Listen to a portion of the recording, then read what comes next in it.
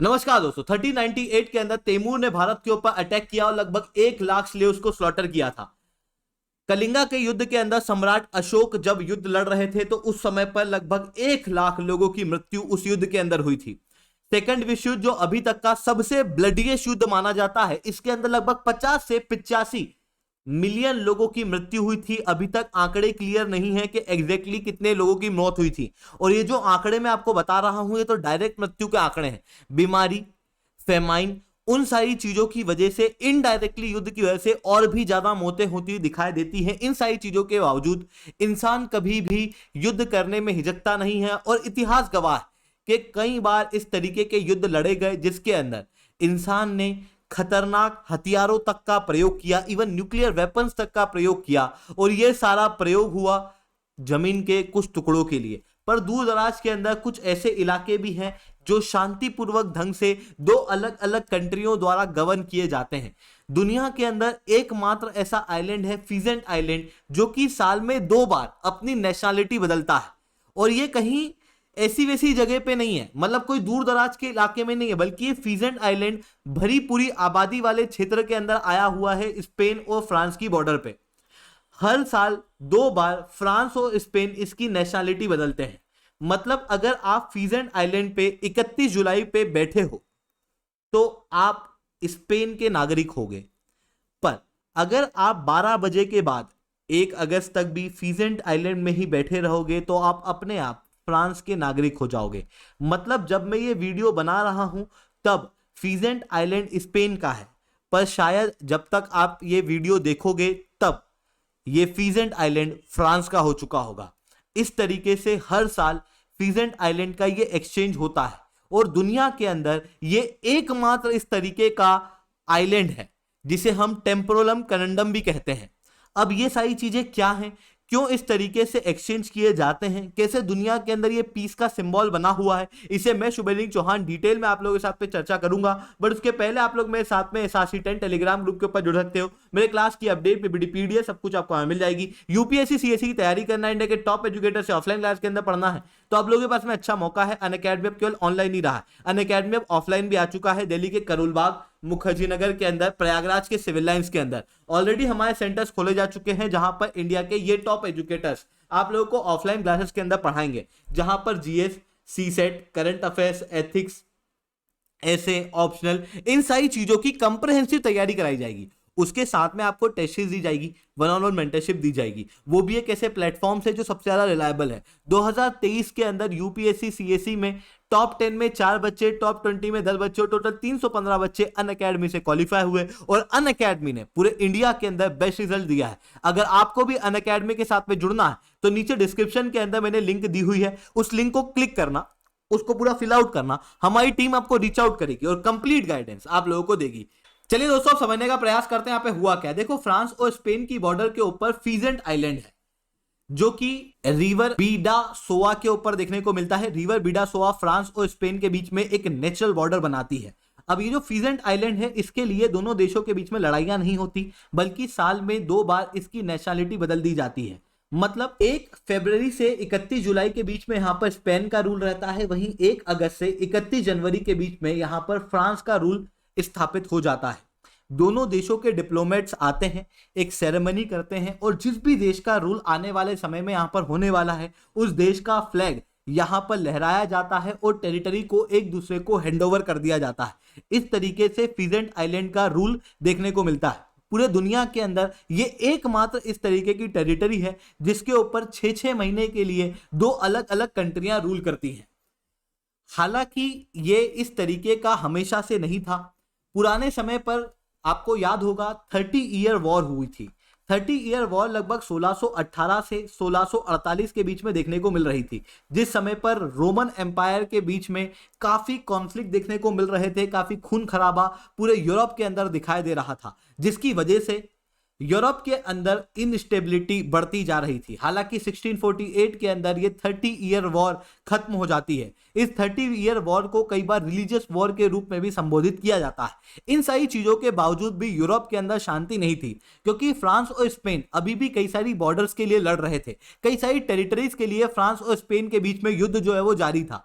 1659 के अंदर फ्रांस और स्पेन के बीच में ट्रीटी ऑफ पिरेनीज होती है।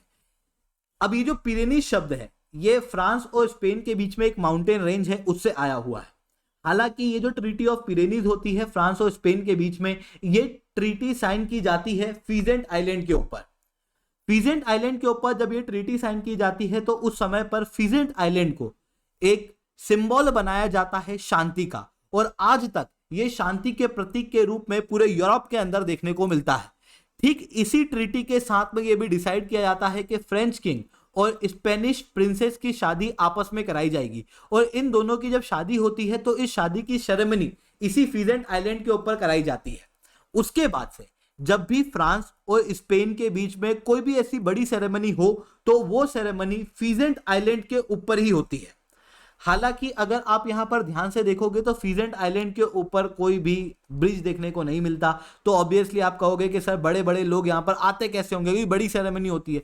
ऐसी कंडीशन में एक टेम्पररी ब्रिज बनाया जाता है जो कि बोर्ड से बना होता है, और फिर उसके जरिए इधर से उधर जाया जाता है। हालांकि जब ट्रीटी ऑफ पिरेनीज साइन हुई थी तो उस समय पर यह डिसाइड कर लिया गया था कि फ्रांस और स्पेन के बीच में बॉर्डर किस तरीके की होगी, पर फीजेंट आइलैंड की कस्टडी किसके पास में होगी ये चीज डिसाइड नहीं थी, जिसके कारण से ऐसा लग रहा था कि हो सकता है फीजेंट आइलैंड इन दोनों कंट्रियों के बीच में कॉन्फ्लिक्ट का कारण बन जाए, क्योंकि कल्चरली फीजेंट आइलैंड दोनों ही कंट्रियों के लिए काफी ज्यादा इंपॉर्टेंट था।